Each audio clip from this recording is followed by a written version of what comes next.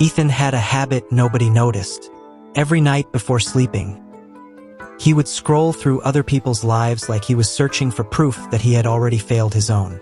Someone bought a new car. Someone got married. Someone moved abroad. Someone became successful before 30. And every single time, his chest tightened a little more. He stopped celebrating his own progress because it never looked impressive next to theirs.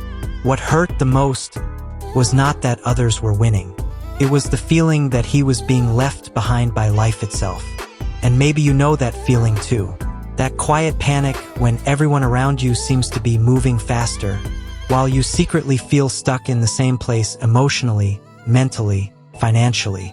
But Ethan didn't know something yet. The people he envied the most were hiding battles he could never see. And the day he discovered that, something inside him changed forever. Ethan was 28, but he already felt late. Late in life. Late in success. Late in happiness.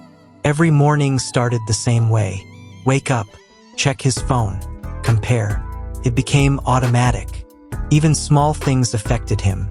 A friend posting gym progress. A cousin announcing a promotion. An old classmate smiling beside a perfect-looking partner.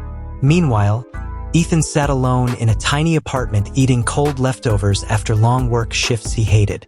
He smiled around people, made jokes, pretended he was okay. But deep down, he constantly felt smaller than everyone else.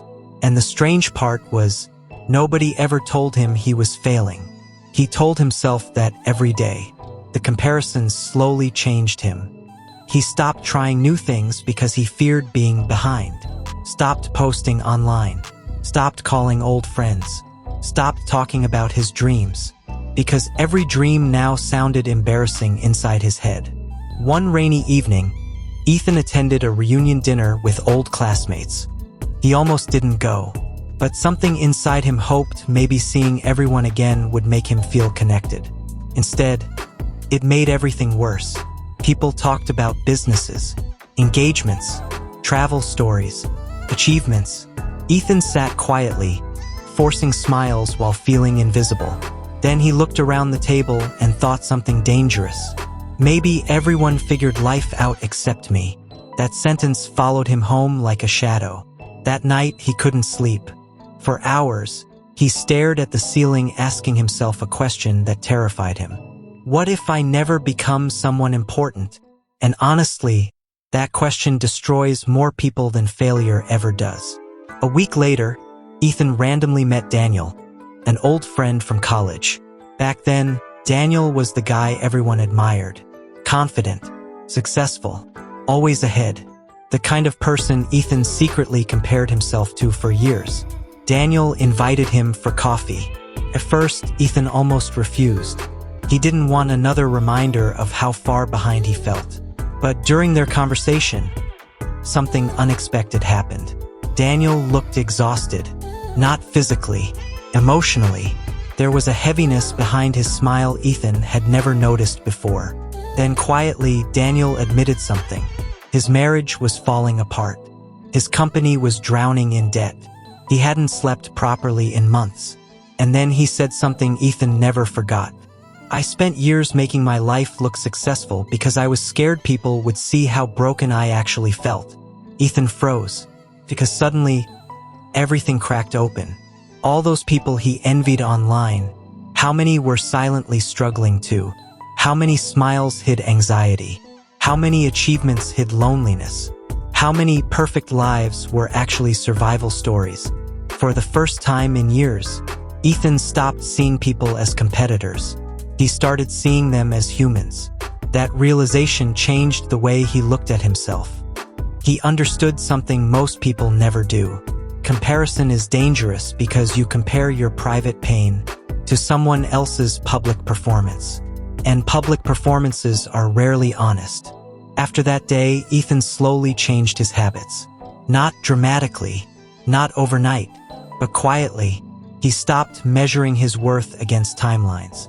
Stopped treating life like a race. He started noticing things he ignored before.